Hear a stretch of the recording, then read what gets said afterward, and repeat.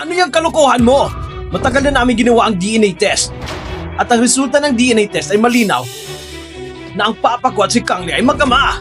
Pero ako talaga, paulit-ulit kong sinuri yung report. Siguradong walang mali doon. Ginoo, bakit parang galit ka sa akin? May nagsabi ba sa'yo na kung ano, laban sa akin? May binigay ba sa'yong kapalit para siraan ang kapatid ko? Lahat kayo ang gagaling umarte. Hindi naman ganon. Ikaw wala kang karapatang panatangan ako. At may gana ka pang sumagot? Ang tulad niya, walang moralidad at walang kakayahang pamunuan ng ospital ng Pay Group. Kung ako ang tatanungin, dapat tanggalin ang ganyang klaseng tao. Tama na! Tumigil kayong lahat. Direktor, sigurado ka ba na walang mali sa report? Oo, siguradong sigurado. Paano naman ang DNA test? Hindi ba posible na nagkamali ka doon? Hanggang ngayon, nagdududa ka pa rin sa pagkatao ng kapatid ko? Ganyan na lang ba tiwala mo kay Pacey sa sinasabi ng bastarda na yon? Sinong tinatawag mong bastarda? Si Pacey! At kung sinabi ko man bakit, kung gusto mo talaga si Pacey, di gawin mo na lang siyang anak mo! Tumahimik ka! Ngayon ba malinaw na sa iyong lahat? Paano ko nagkaroon ng anak ng walang hiyang tulad mo? Ashan, huwag kang magalit. Si Ming din nag-alala lang sa kapatid niya. Balik na tayo sa usapan. Director, sige nga. Ang DNA test, karaniwang ba magkamali? Maliban na lang kung mali ang sample. Kung ganon, gawin ulit natin. Isa pang DNA test. Kumuha ng sample dito mismo. Gusto kong malaman alin sa mga report ang may daya. Hindi pwede. Bakit hindi pwede? Anong kinakatakutan mo? Wala akong kinatatakutan. Pakiramdam ko lang. Masyado itong abala. Papa, hindi ba nagawa ng DNA test dati pa? Bakit hindi mo pa ako mapaniwalaan? Tama na kaya, baka naman may hindi lang pagkakaintindihan. Yuling-ling, ito ay tungkol sa ating dugo at lahi. Kailangang malinawan ito. Sa paningin ko, hindi ako pumipikit sa buhangin. Kung ang ospital ang gumawa ng kalokohan, ako mismo maglilinis. Kung may ibang taong maglakas loob na lokohin ng pamilyang Pei, hindi ko sila palalampasin. Huwag mo kong hawakan! Huwag kang kabahan. Isang DNA test lang ito. Naniniwala si Mama sa'yo. Hindi! Ayaw kong gawin ito. Mama, ayaw ko pong gawin. Hindi pwedeng gawin. Malalaman na ang totoo.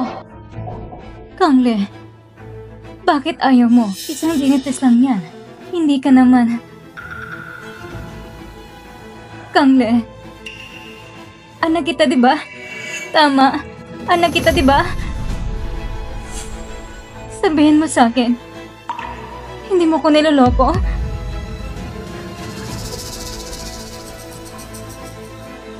Tatanungin kita ulit. Anak ba talaga kita?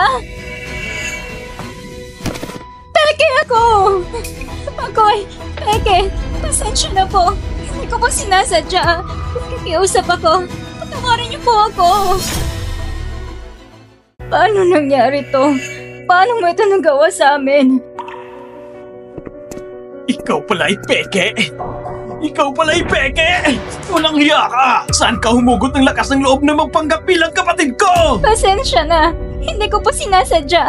Lahat ng ito. Lahat ito dahil sa mama ko. Pinilit niyong gawin ito. Ano? Ang nagpalit ng bata na ng mama ko. Ginawa niya ito para gumanti sa pamilyang Pei. Pero hindi niya inaakala na hahanapin niya rin pala ako para maitaw ang katotohanan noon. Kaya pinilit niya ako magpanggap na anak ng pamilyang Pei. Hindi ko pa ginusto ito. Ang kapal ng mukha mo, Wolfing. Akala ko pa naman mabait ka. Bulag ako sa tiwala. Nagpakain ako sa ahas. Sandali, yung DNA test mo. Kaninong sample ang ginamit mo? Ako? Oo nga. Peke ka lang pala. Kung ganun, yung DNA report, paano ito lumabas na totoo? Alam ko kung sino talaga anak namin. Hindi ba? Huwag mo kong sumukang lokohin. Maliit lang ang pasensya ko. Oo. Si Pacey. Anong sabi mo? Imposible. Wala siyang suot ng pulseras. Kaya ko nalaman na nagpapayat ang mga bata. Paano siya magiging anak ko? Sinungaling kang babae. Ano na naman ang pagkanaa mo ngayon? Gusto mo bang ibaling ang sisi sa iba? Hindi po. Katulad ng sinasabi ko. Tama na yan. Director, gawin na ka ng DNA test ko, Ate Chelsea. Pantayan mo mismo ang proseso. Bukas, meron akong resulta. Opo. Pa, Mr. Pei, nasabi ko ng lahat ng alam ko. Pwede na ba akong umalis? Umalis? Hindi ka nagsasabi ng totoo. Laging paligoy-ligoy. Hindi po. Lahat ng alam ko, sinabi ko na. Talaga? Si Wu Feng. Ang plano niya ay dalhin ka sa pamilyang Pei. Pero sa kalagitnaan ng biyahe, ibinilig ka niya. Ang problema, hindi namin agad yung nalaman. Alam mo ang katotohanan pero pinili mong manahimik. Lagi mong sinisiraan si Xiaoxi. May mukha ka pang sabihing inosente ka? Ako, patawad. Patawad po. Aamin na po ako. Lakas loob kang lokohin ang anak ko? Kailangan mong bayaran ito. Ang buhay mo, ubusin mo na lang sa loob ng kulungan. Ayoko. Ayoko. Ayoko. Doktor, napag-isipan ko na. Pumapayag na akong ipaputol ito. Mabuti at handa ka na. Pero ang operasyon ay may malaking panganib. Kailangan din maging handa ang iyong emosyon. Ayos lang. Kakayanin ko na kahit ano ngayon. Sige, aayusin ko agad ang schedule ng operasyon. Simula ngayon, mamumuhay na lang akong mag-isa. Hindi ko nahahanapin pa. Hindi ko nagampan ang pagiging anak. Ngunit kahit papano, ayaw ko mapahiya pa si Mama at si Papa. Ginang Pei! Lumabas ng resulta ng DNA test! Lumabas ng resulta ng DNA test!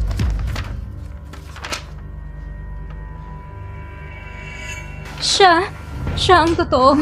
Ang anak ko, nasa tabi ko lang pala buong panahon. Hindi ko talaga tinulak si Miss. Ako ay...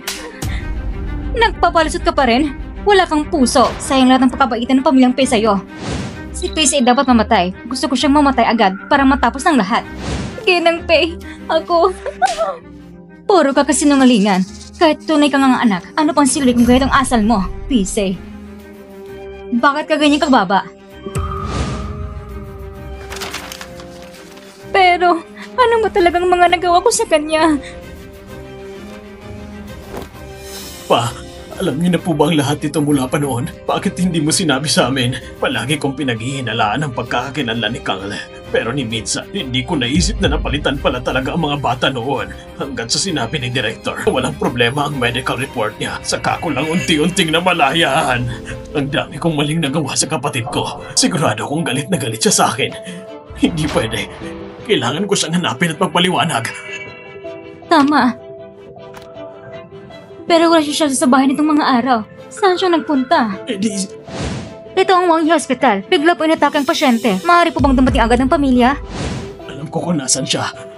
Totoo ba? Nasaan siya? Nasa Huayhuay Hospital. Bakit siya nasa hospital? Parang bigla siyang nainatake. Pagkakasalukuyang nire-rescue. May sakit kasi siya.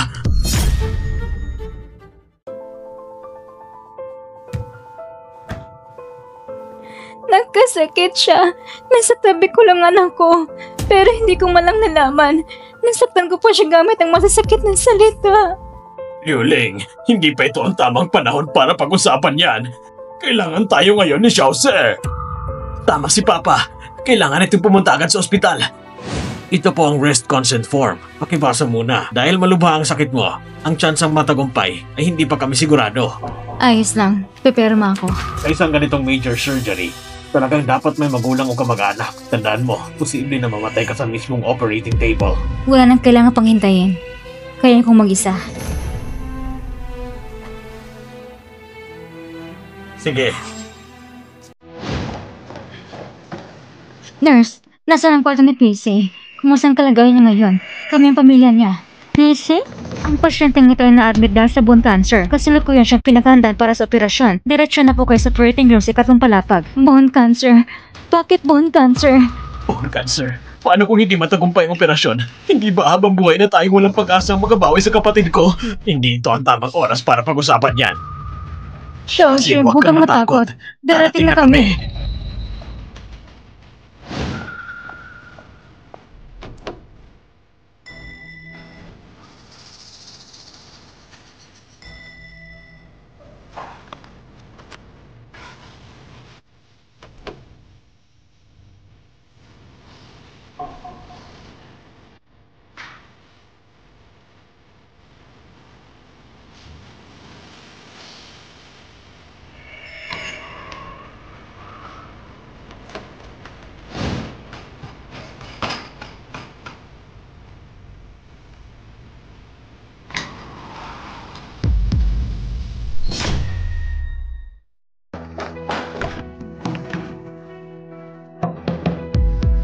Kailan na naman tayo umabot?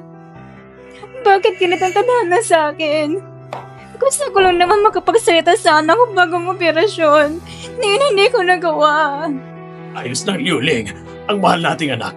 May biyaya ang lakit para sa mga mabubuti. Ligtas siya. Magtiwala lang tayo. Diyos ko, hindi ko po sinisisi kayo kanina. Nakikiusap po ako. Sa ngalan ng lahat ng kabutihan na ginawa namin mag-asawa sa publiko, iligtas niyo po si Chelsea. Kasalanan ko lahat. Bakit hindi ako naniniwala na baka mamalubha pala siyang sakit? Sigurado kong takot na takot siya noon. Gusto ko lang sanang gamitin ang premium yun para magpagamot. Gusto ko lang mabuhay. Gusto kong matagpuan ang tunay kong ama't ina. Wag! Nakikiusap ako sa'yo. Huwag mo itong punitin. Wag!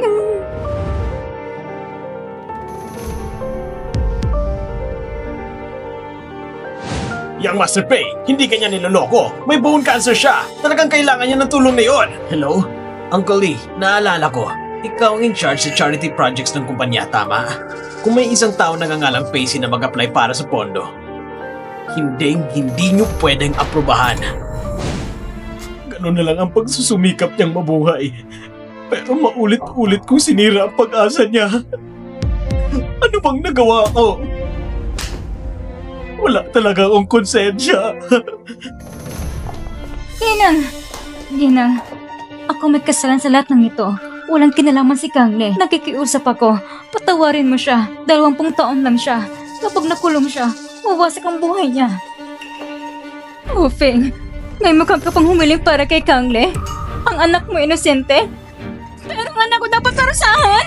Patawad. Luluhod ako sa inyo. Maawa na kayo. Patawarin niyo na si Kangle. Patawarin siya. Kasi naman papatawad sa anak ko. Kung may mangyari ka, Chelsea, huwag mong isipin si Kangle lang. Pati ako hindi ko palalagpasan!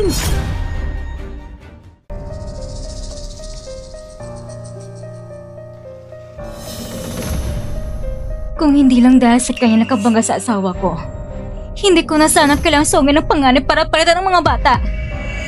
At saka, ibinalik ko ng bata sa inyo, di ba? Kayo ay nagkamali sa pagkakilala. Bakit kailangan ako lisisihin? Lahat ng sising ibinanto niyo sa amin ng mag-ina. Ikaw! Feng! Noon, ang asawa mo ang tumuwid sa pulang ilaw. Hindi ko na nga siya kinasuhan. Binigyan ko pa kayo ng malaking halaga. Ginawa ko na ang lahat na makatao at makatarungan. Yung pera na yon. Iyon isa insulto! Kung hindi mo yun ibinigay, baka hindi ko pa nagawang palitan ng mga bata. Insulto? 500,000 ang tawag mo insulto? Napakaganid mo naman yata. Ikaw? Yung tolo naman ay nag-abot ng ilang barya sa akin. Ano mong pinapakita mo dyan? Si Luring ang kumupit ng perang iyon. Akala mo ba paniniwalaan kita? Kayo'ng mayayaman. Wala talaga kayong matinang isip. Dalhin niyo agad si Luring dito. Kinopay, Loren, yung 500,000 ibinigay ko noon sa kanya. Ikaw ba ang kumuha noon? Hindi po, Ginopay. Baka po nagkakamali lang kayo. Gusto mo bang imbestigahan ko ang bank records mo? Patawad po, Ginopay. Ako po talaga ang kumuha. Nung panahon iyon, nadala lang ako sa kasakiman. Pakibigyan niyo po ako ng isa pang pagkakataon. Mahimik ka, maghanap ka ng abogado at hintayin mo ang kaso mo sa korte. Huwag naman po, Ginopay. Alam ko pong kasalanan ko. Ako pa talaga nagkamali sa pamilyang Pei. Ako pa talaga ang may pagkakamali. Pinatawag ko si Luren dito. Hindi para linisin ang pangalan ko, kundi para ipaalam sa iyo kung anong ginawa mo sa anak ko. Alam mo kung gaano kalaking sakit ang naidulot mo. Siya'y nakahiga sa loob. Kung hindi magiging tagumpay ang operasyon, sa huling sandali niya, hindi ko na siya makikita. Patawad. Wala talagang wala sa lahat ng ito. Isuko mo ang sarili mo. Huwag mo kong piliting gumalaw pa. Sige. Patawad talaga.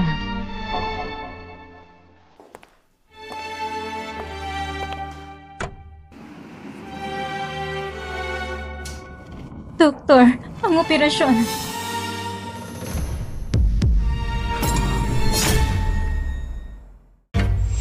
Walang iyang doktor! Sabi mo tatanggalin lang ang tumor! Sino nagbigay ng paintulot na putulin ang kamay ng kapatid ko? Kapatid? Kayo ba ang kamag-anak ni Pacey? Oo!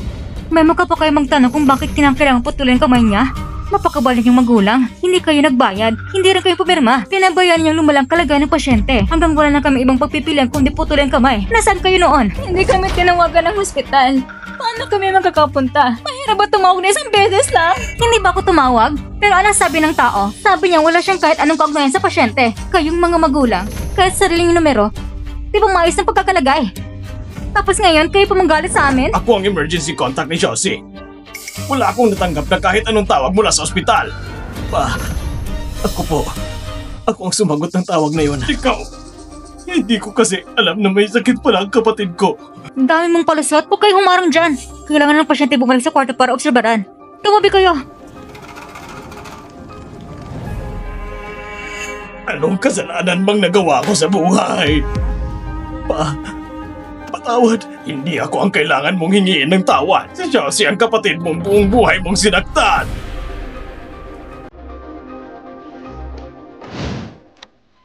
Matagumpay ang operasyon, pero nasa critical pa rin siya sa mga susunod na araw. Dapat mag-ingat kayo sa kondisyon ng pasyente. Sige po, naiintindihan namin. Salamat po sa inyo.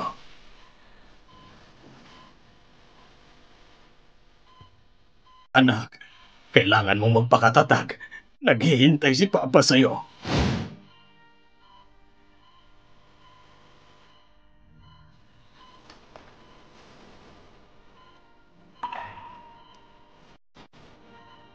Anak, gising ka na ba?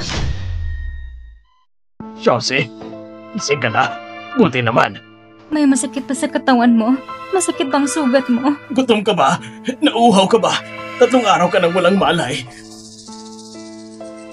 Ang kamay ko, wala na talaga. Okay lang anak. Lahat ng bagay maayos din. Kasama mo kami palagi. Bakit pa kaya nandito? Para tignan kung buhay pa ba ako? Hindi ganun, Josie. Ako ang mama mo. Ano? Ikaw ang tunay naming anak. Noong araw, pinalitan ka ni Woofing kay Kangle. Tapos ipulim kang ibinalik. Hindi namin yun nalaman. Akala namin ng buong buhay namin na hindi ikaw ang tunay naming anak. Hindi totoo yan. Hindi. Hindi ikaw ang totoong mama ko. Ito ang DNA test result mo at ang papa mo. Ito ang ulat ng paternity test ninyo. Magkadugo talaga tayo. Totoo, kami ang tunay mong pamilya. Bakit? Bakit ngayon pa? Kung kailan handa ako sumuko, nakapagdesisyon ako mabuhay na mag-isa, bakit kailangan niyo sabihin pa na kayo palang tunay kong pamilya? Ang pinakamasakit sa lahat ay kayo pa ang matagal kong hinahanap. Ano pa bang sulbi ng lahat ng paghihirap ko?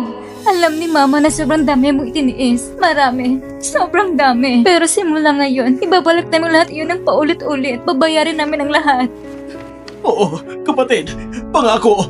Poprotektahan kita mula ngayon. Hindi na kita papabayaang masaktan kahit kaunti. Lahat ng sakit na naranasan ko. Paano niyo babawiin? Paano niyo mapapantayan?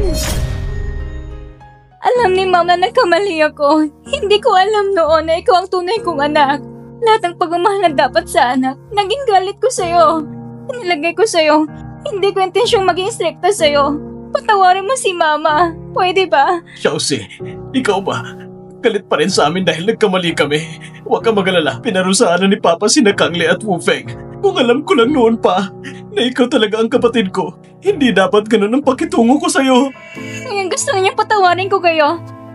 Pero lahat ng sakit na dinanas ko, hindi ba lahat na yun ang galit sa inyo? Kung talagang hindi pa rin mabawasan ang galit mo, ako'y luluhod. Luluhod ako tuhingin ng tawad sa'yo. Patawad! Patawad! Kasalanan namin lahat ng ito. Patawad! Si Mama lalo din sa harap mo.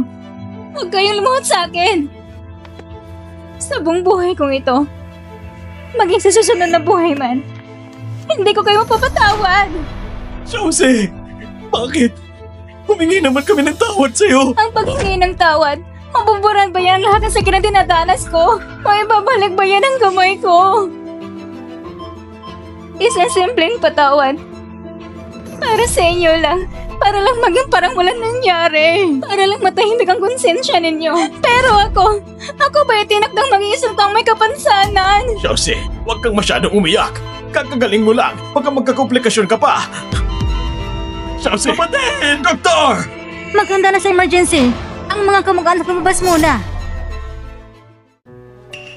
Anong ginagawa ninyo? Kagagaling ng pasyente mula sa peligro. Hindi siya pwede ma-stress. Bakit ninyo pa pinapalala ang sitwasyon? Pasensya na po. Kasalanan po namin yon. Mag-iingat na po kami sa susunod.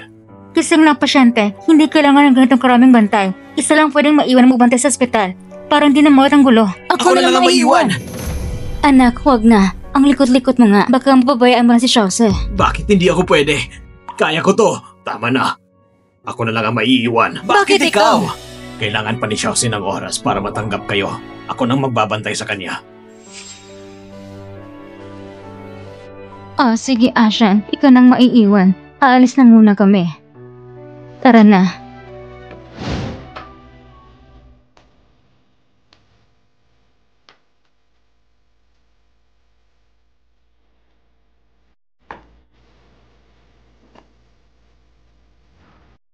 Bakit ba ako naging ganito kadesidido noon? At pinatira ko siya sa sira at simpleng kwartong para sa katulong.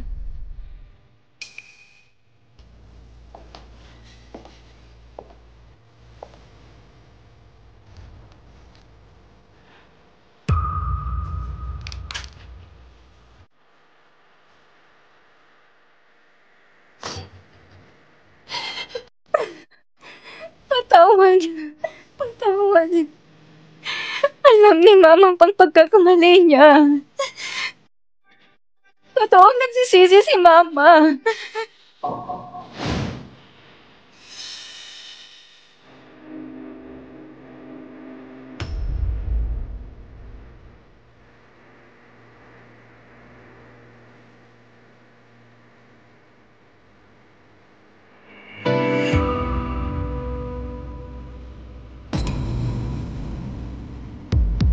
Ngayon ko lang naramdaman ang tunay na sakit.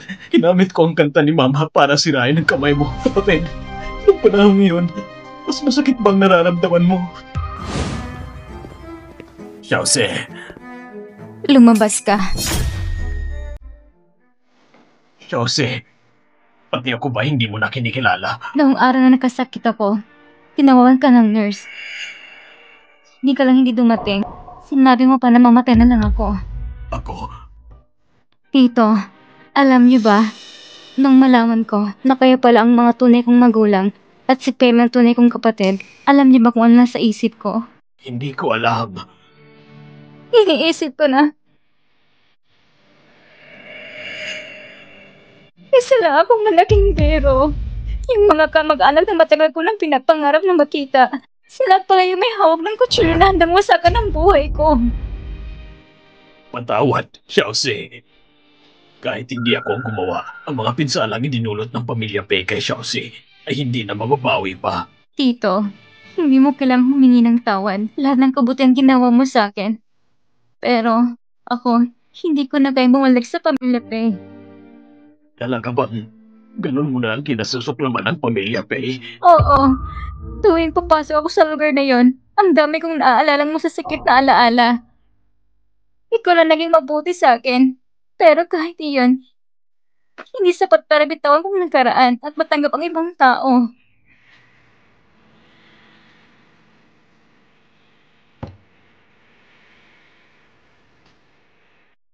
Naiintindihan ko. Hindi na kita pipilitin pa sa susunod. Salamat. Tito, patawad. Hindi mo na kailangang humingi ng tawad. Ako ang ama mo. Ang tanging hiling ko lang ay sana'y ligtas ka at masaya ka palagi. Nasa gilid mo ang lugaw. Huwag mong kalimutang kainin.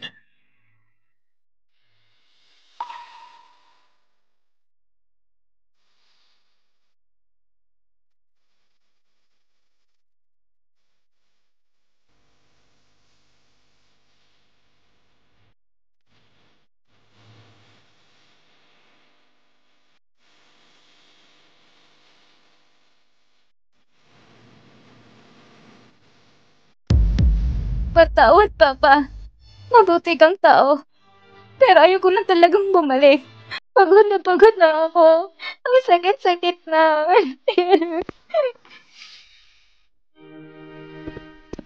Kapatid, bakit ka umiiyak? Sumasakit ba ang sugat mo?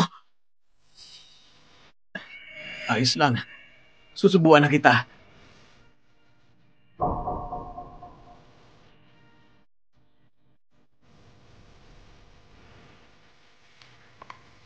Sige. Lumabas ka!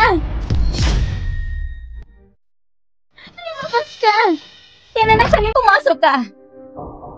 Kapatid, ayaw mo ba talaga sa lugar na to? Iwan ko na lang. Sabihin mo kung anong gusto mong kainin. Papalitan ko para sa'yo. Ang ayaw ko ikaw! Huwag ka namang panggap! Tumigil ka sa pagpapakita! Umalis ka na ngayon din! Kapatid, ikaw, ano bang gusto mong gawin ko para mapatawad mo ako? Alam ko noon, ang dami kong maling nagawa sa'yo. Alam ko na talaga ang pagkakamali ko. Kapatid, tingnan mo. Lahat ng ginawa ko sa'yo noon, ginawa ko na rin sa sarili ko. Pwede bang maibsan ang galit mo? Pwede ba na kahit kaunti lang, bawasan mo ang pagkagalit mo sa akin? Itigil mo ng pamimilit ang konsensya ko. Amen. Kahit patayin mo pang sarili mo sa pagsisisi, hindi pa rin kita mapapatawad. Kapatid, kailangan mo ba talagang maging ganito kalamig? Ako ang tunay mong kapatid na lalaki. Hindi ka ganon! Hindi ikaw ang kapatid ko! Ako at ikaw ng pamilya, Faye! Wala na kwenta ng kaugnayan! Chelsea, talaga bang hindi mo na ako kayang patawarin? Sinira mong lahat ng magagandang pangarap ko tungkol sa isang pamilya. Paano mo gusto mo patawad kita sa lahat ng iyon? Paano mo gusto mo patawad kita sa lahat ng iyon? Sige, huwag ka nang magalit. Ayos na ako. Aalis na ako ngayon din. Patawad. Patawad.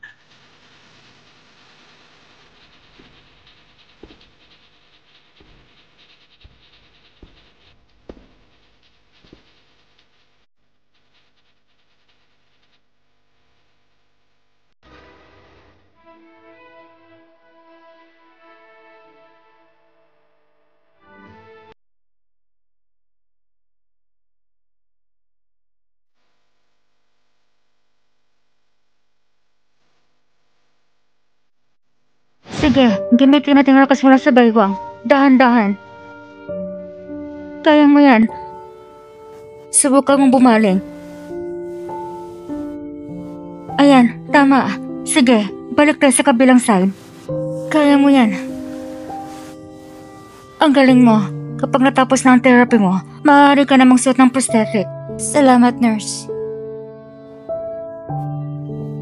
Sige, balik tayo sa kabilang side. Ayaw ng kapatid ko? Bakit? Yung prosthetic na yun, mas magaling pa yun kaysa sa gamit ng ibang ospital. Sabi niya, hindi niya kailangan. Kung ayaw ng pasyente, hindi rin kami pwedeng basta-basta palitan ng gamit niya. Pero, sige na. Yung prosthetic ni Chelsea, makakatulong ba ito sa pang-araw-araw niya? Oo, mabuti kung ganon.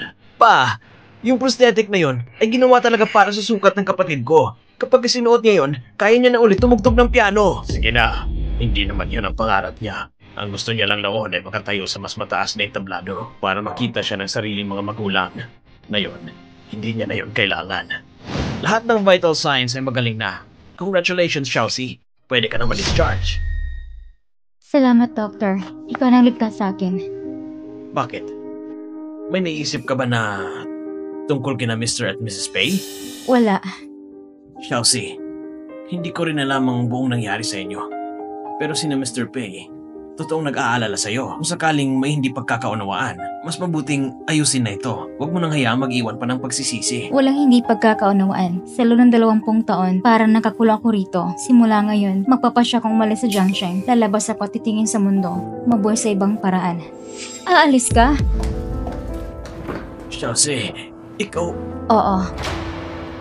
Ayoko nang manatili dito. Hindi pwede. Hindi ako pumapayag. Ikaw ang anak ng matagal kong hinahanap. Hindi ko hayang umalis ka. Umuwi ka kasama si Mama. Aalagang kita ng mabuti. Oo nga kapatid, pwede bang manatili ka na lang? Ayoko! Ang lugar na yon, hindi yun ang tahanan ko. Jose, tama na yung drama mo. Ang dami ko nang ginawa para sa'yo. Hindi pa ba sapat yon? Kailangan mo ba talagang paulit-ulit ng balik-balikan ng nakaraan? Ma, tama na. Sa tingin mo ba dahil may konsensya ka at ilang araw ka nagpakumbaba, maaaring mo nang buran lahat ng nangyari? Ang kapal ng mukha mo. Jose, bakit mo ko sinasabihan ng ganyan? Ako ang mama mo. Hindi ikaw ang mama ko. Dapat ka magpasalamat at laging mabuhat sa akin si Tito. Kung hindi dahil sa kanya, matagal ko na kayo pinagharap sa korte. Hindi ko kayo papatawarin. Kana mo na lang magkamuyan. Oo, hindi ko kayang kalimutan. Pero ayaw kong ang tanging tao na mamalasakit sa akin ay mahirapan sa pagpili. Ang pag-alis ko ay ang pinakamalaking kompromisong kaya kong ibigay. Ano pa bang gusto ninyo? Ano pa bang gusto ninyo? Kahit murahin mo ako o kamuhian mo ako, hindi bale. Basta't hindi ko hayang kang umalis. Ma, anong balak mong gawin? Dali ng dalaga pabalik. Opo! Anong gagawin niyo? Huwag niyo akong hawakan! Bitawan niyo ako! Anong ginagawa ninyo? Bitawan niyo siya! Bitawan niyo siya!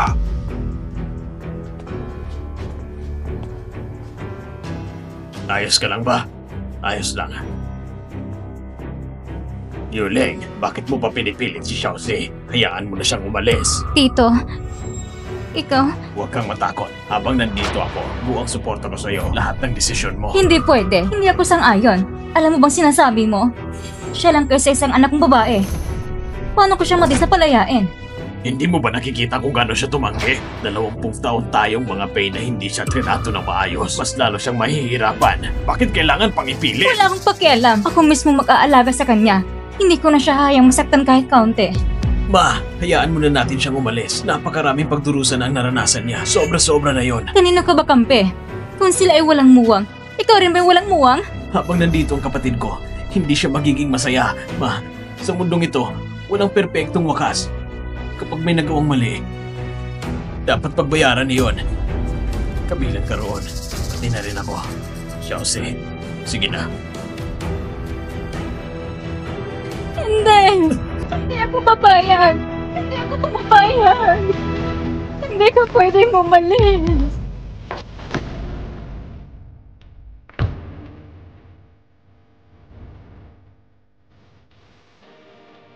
Salamat. Aalis na ako, Papa.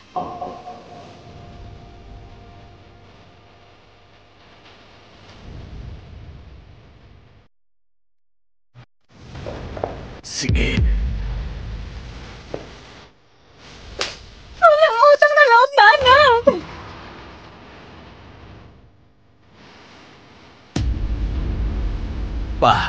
Ma, ako po ang sumira sa buhay ng kapatid ko. Kailangan ko pong pagbayaran ito. Patawarin niyo ang anak yung suwain. Kapag nakabalik ako, aalagaan ko kayo ng mabuti. Anak ko, ano ba sinasabi mo?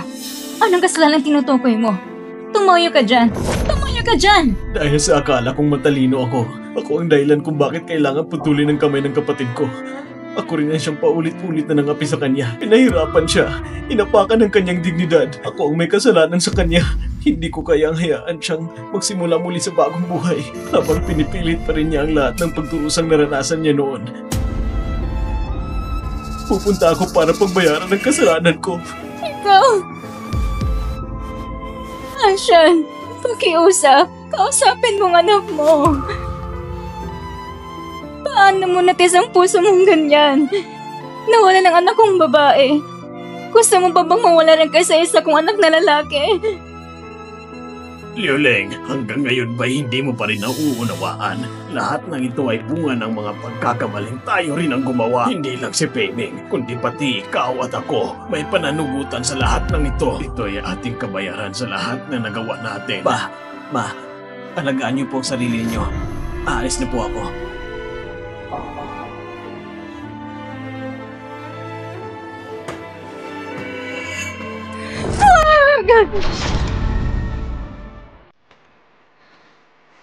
Miss, ipinapahatid po kayo ni Sir sa paliparan. Handa na rin po ang iyong pribadong eroplano. Hindi na kailangan. Miss, sabi po ni Sir, gawin mo lang daw itong huling bagay na tatanggapin mula sa kanya. Sige, salamat sa abala.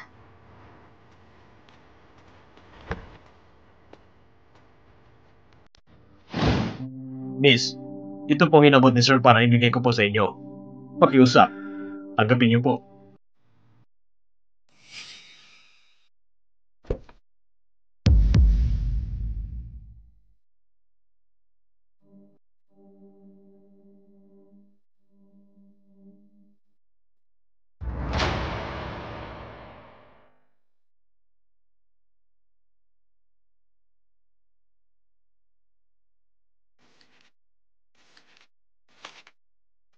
Mahal kong anak, matagal kong pinag-isipan, ngunit sa huli ay kinuha ko rin ang panulat at sinulat ang lihim na ito.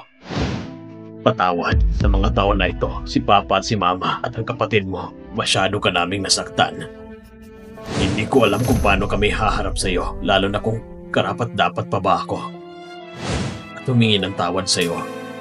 Noong nalaman kong ikaw palang anak kong babae, ako'y labis na natutuwa. Dahil ibig sabihin noon, ang anak kong pinakamamahal ay hindi kailanman lumayo sa akin. Mula sa pagiging isang napakalapit na bata hanggang sa paglaking napakaganda. Ni minsan ay hindi ako nawala sa tabi mo. Pero naaalala ko rin nung panahon sa tahanan natin, ang bawat hakbang mo ay puno ng hirap at pasakit. Nasaktan ako. Nasisi ko ang sarili ko. Nagalit ako. Ikaw ang pekeng magnanakaw. Wala kang karapatan na hawakan ang gamit ng kapatid ko. Ang anak kong matagal ko nang hinahanap. Nandyan lang pala sa harapan ko. Pero bakit ako bilang ama, hindi ko siya nakikilala? Kita kong dahil sa pagwalang bahala ko at sa hindi ko pagkilos, ikaw ay naging target ni Mama. Lagi kang pinupuntirya ni Kuya. Huwag mong hawakan ang piano ko. Lumabas ka! Lumabas ka! Lumabas ka! Hanggat sa tuluyan kang mawala ng malusog na katawan. Nang malaman mo ang totoo, nakita ko kung paano ka gumuho. Masakit yun sa puso ko, parang pinipilas. Hindi ako makatulog sa gabi. Pero kahit anong gawin ko, sa pusong ito na punong-puno ng suga, hindi na maibabalik ang nakaraan. Kaya anak, ang buong pusong pagsuporta sa lahat ng nais mong gawin ay ang huling bagay na magagawa ko para sa iyo. Hindi ako maglalakas loob ng humingi ng kapatawaran.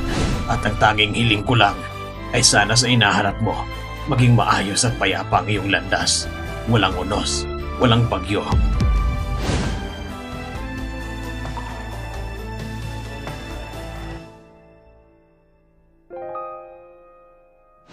Ayon sa ulat, isang taon na nakalipas mula na siya ay sumuko dahil sa kasang sinadyang pananakit. Ang batang gina ng pamilya Pei ay pinalaya na ngayong araw matapos pagdusa ng kanyang sentensya. Kasabay nito ay inilaan ang lahat ng yaman sa pagtulong sa mga pasyenteng may cancer sa isang public welfare project. Ginang Pei, bakit hindi ka pa lumalapit? Alam namin karawan mo ngayon. Kaya ang mga bata ay gumagawa ng espesyal ng cake na para sa'yo. Ah, sige, pupunta na ako.